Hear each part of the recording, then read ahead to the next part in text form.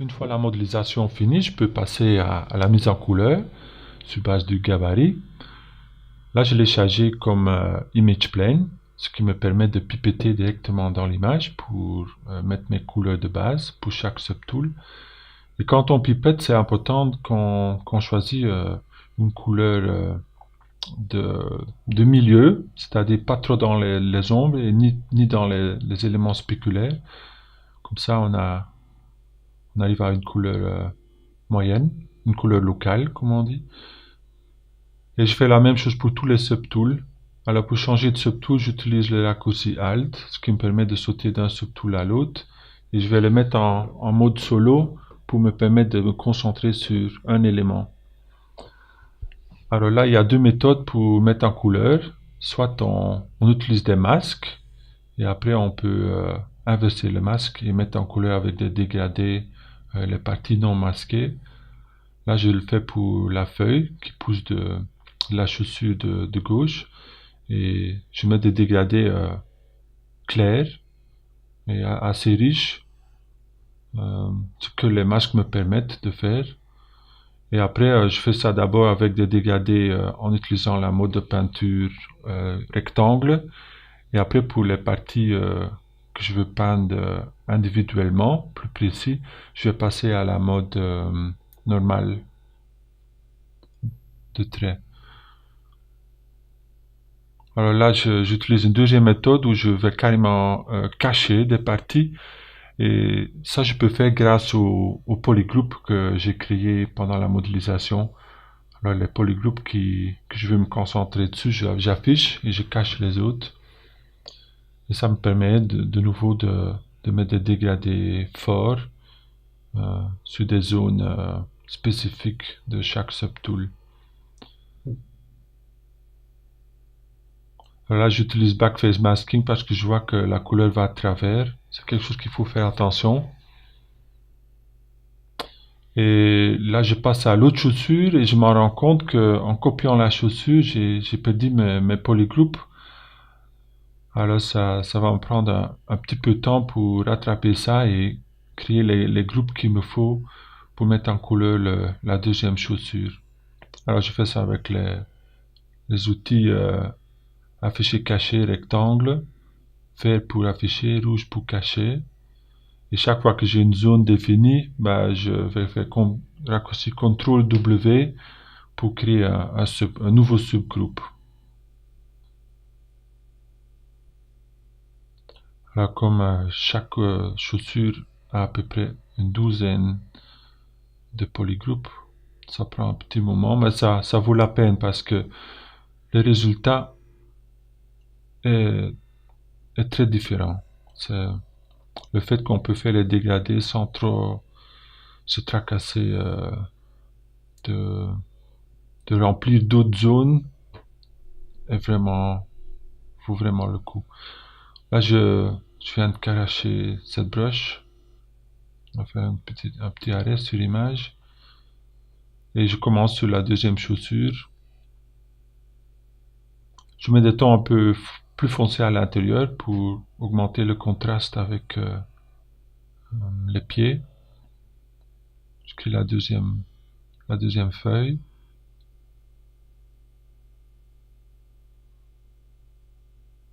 Et je cherche un peu de mettre un peu de variation dans la couleur. Des tons qui viennent du sol, qui vont déborder sur la chaussure, comme la terre et l'herbe. Et aussi les semelles que je vais foncer un peu plus pour avoir un peu plus de contraste avec le reste de la chaussure.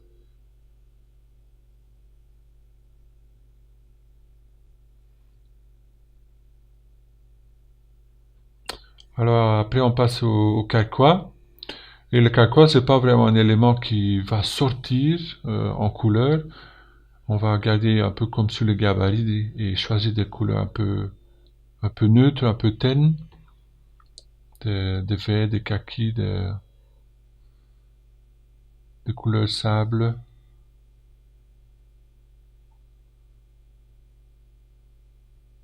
Alors là je le peins en main. d'abord. Et je vais changer quelquefois d'avis aussi.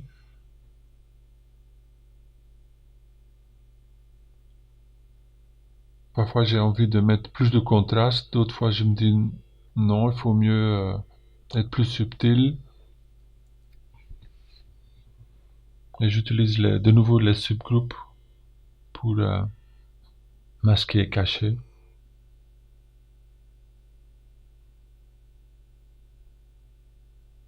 Et si jamais vous sentez que vous n'arrivez pas à faire des choix clairs, parfois il faut mieux passer à un autre subtool et venir revisiter ce subtool par après. C'est ce que je vais faire sur cette pièce-ci. J'essaye différentes options. Je suis pas encore tout à fait décidé. Il me faut probablement plus de subtools finis pour vraiment pouvoir évaluer le cas quoi. Là, un premier jet, je suis assez content.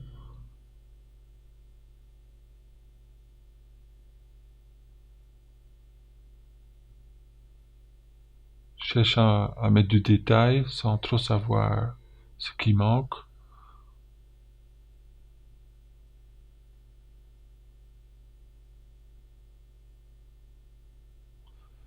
Et là, je saute à la jupe.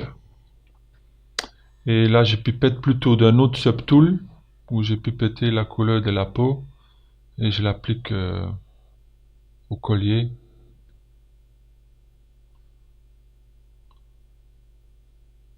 À la prochaine étape, j'essaye de rajouter des accents dans une couleur similaire au rose, mais assez différent pour marquer la différence. Et pour l'instant, je suis pas encore trop sûr s'il faut la même couleur sur les parties du buste et le bord de la jupe. Alors, finalement, je décide d'abord créer les détails jaunes parce que c'est probablement une intervention plus importante. D'abord, j'essaie avec la couleur, mais finalement, je décide d'abord créer un masque parce que le masque va me donner plus de flexibilité et de liberté par après. Et là aussi, j'hésite dans le sens que d'abord, j'essaie de peindre le masque, ce qui fonctionne plutôt bien pour le rebord.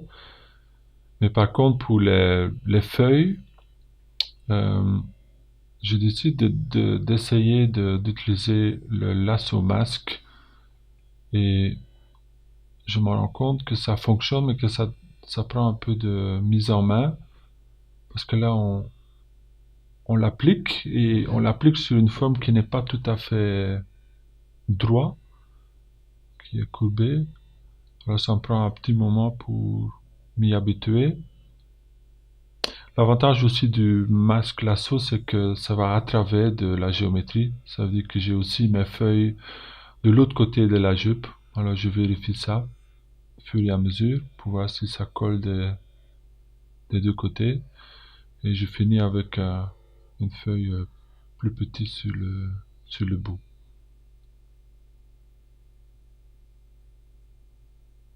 Voilà. Alors après j'essaie la couleur. Je finis par mettre un peu plus jaunâtre et je fais aussi, je décide de faire un petit inflate pour donner un léger relief aux feuilles que je vais revisiter par après parce que l'effet est trop importante et je vais l'adoucir. Mais là, je mets une première valeur.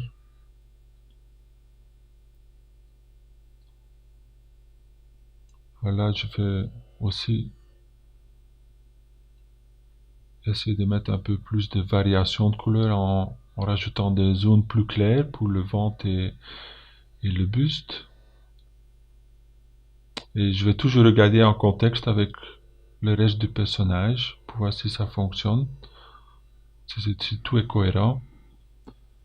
Là, je passe aux cheveux et je mets un couleur plus saturée, plus foncée derrière les tresses à l'extérieur pour avoir plus de profondeur. Et je vais aussi créer un dégradé des pointes de cheveux vers les racines pour avoir des cheveux plus dynamiques.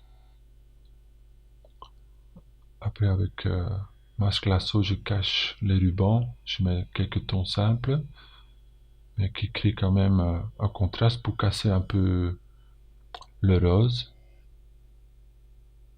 Je vérifie en contexte. Et là, je me rends compte que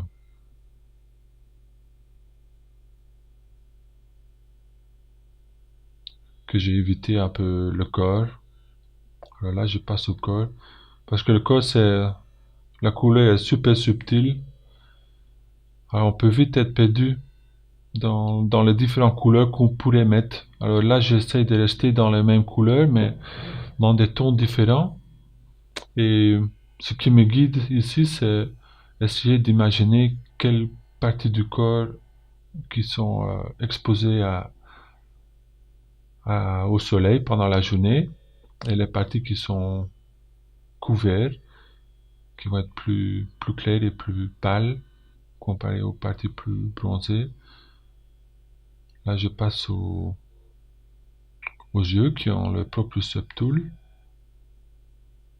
ce qui me rend la vie facile pour masquer. Et pour les yeux, la direction du regard est très importante. Et vous allez voir que je vais faire plusieurs essais et je cherche un peu la couleur, mais en même temps, je cherche un peu à varier le regard. Et ça peut paraître minime. Ça, on parle vraiment d'un centimètre ou même de quelques millimètres de différence d'angle. Mais le regard du personnage trahit vraiment l'intention et l'état d'esprit que je prends le temps d'essayer plusieurs options. Alors pour la couleur, je reste dans le rose, mais je vais surtout jouer sur le contraste, voir à quel point que je veux pousser le contraste. Et finalement, je vais opter pour une solution plutôt doux et simple. Là, je masque pour pouvoir mettre le mascara. Et au début, je les mets au-dessus et en dessous de l'œil. Mais fin de compte, ça donne un air trop dur, alors je décide d'enlever la partie inférieure. Des légères touches de couleur pour les sourcils et un accent de couleur pour la bouche. Et là où les veines viennent plus à la surface, les parties plus sanguines du visage, je rajoute un léger couleur sur les joues et le nez, par exemple. Une petite touche rouge. Je fonce aussi un peu autour des yeux pour augmenter le contraste et aider à encastrer les cheveux dans la tête. Et voilà. Pendant un petit moment, j'hésite même de mettre les yeux en blanc.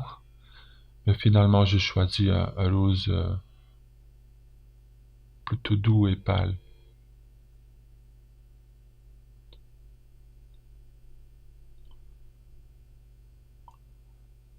Alors, j'aime bien commencer avec les zones les plus importantes et les plus lisibles, et après je bouge les détails. Alors, la prochaine partie, c'est l'arc. Et pour l'arc, j'essaye de rester dans les mêmes couleurs, mais de quand même les varier un petit peu en allant vers des couleurs plus saturées, des verts plus saturés, pour donner ça un peu plus de pêche. Même outil, avec le rang outil brush standard, mais avec l'outil mis en mode rectangle, ce qui permet de créer les dégradés. Et même chose pour la manette, je finis par choisir le rose, mais dans ce cas-ci, pour varier un peu un rose plus foncé à plus saturé.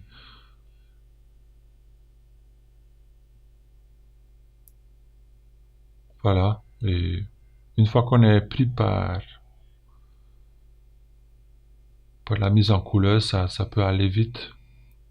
On n'hésite pas, on prend des décisions et on avance.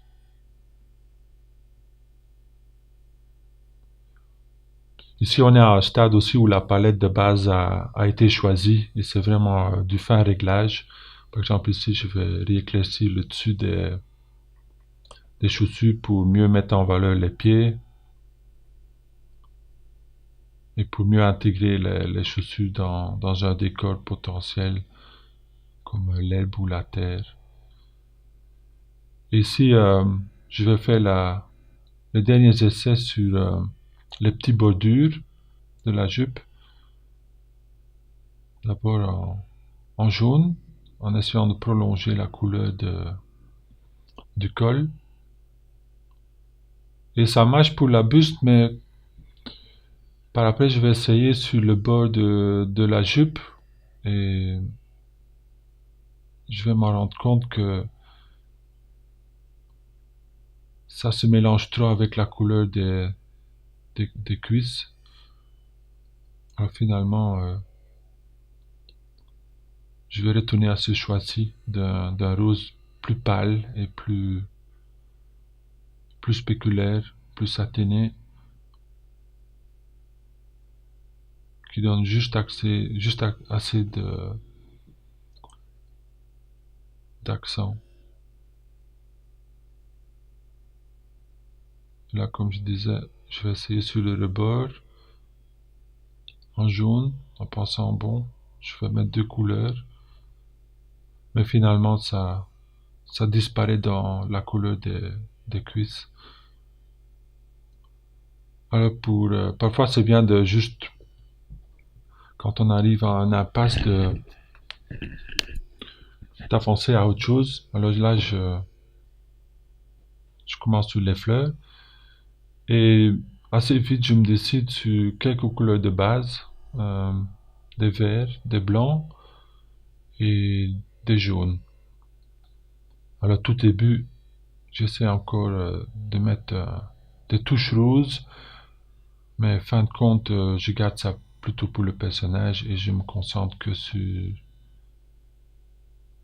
les verts, les jaunes et les blancs. Et ces couleurs vont être répétées sur chaque feuille, mais avec des saturations différentes. Et j'utilise de nouveau les subgroupes pour créer facilement des dégradés. Je fais des gradients aussi, du jaune vers l'extérieur pour guider l'œil au centre de la feuille. Même chose derrière en vert. Des accents en jaune. C'est un jaune vraiment saturé, hein, presque au bord de l'orange. Là, j'intègre quand même un petit écho du rose de la jupe. C'est presque du Global Illumination, hein, où le rose se reflète dans la rose.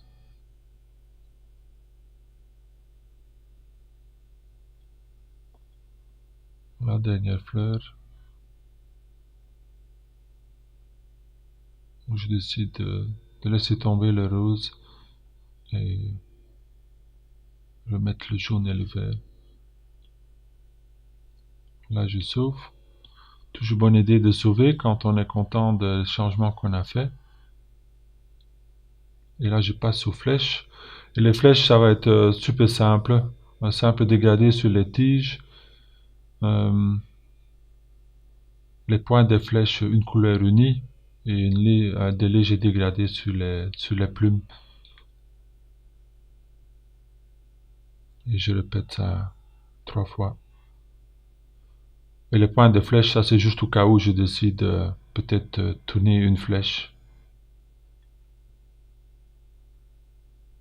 On ne sait jamais.